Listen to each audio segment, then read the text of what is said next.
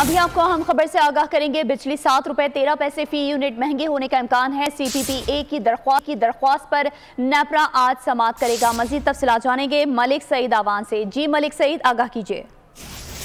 जी बिल्कुल, बिजली ₹7.13 फी यूनिट महंगी होने का इम्कान पैदा हो गया है, क्योंकि आज नेपरा जो है वो CPPA की दरख्वास्त पर समाअत करने जा रहा है। इजाफा जनवरी की फ्यूल प्राइस एडजस्टमेंट की मद में मांगा गया है।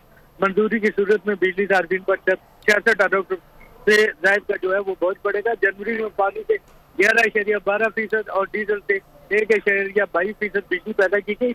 मकामी कोयले से 16.51% और दरामदी कोयले से जो है 6.93% बिजली पैदा की गई। जनवरी में महंगे फर्नस ऑयल से जो है 9.3% बिजली पैदा की गई। मकामी गैस से 12.45%, दरामदी LNG से जो है वो 18.22% बिजली पैदा की गई। इसी तरह जोरी ईंधन से ठीक है मलिक सईद आवान, आपका बहुत शुक्रिया। सब्सक्राइब करें और बेल दबाएं ताकि कोई खबर रह न जाए।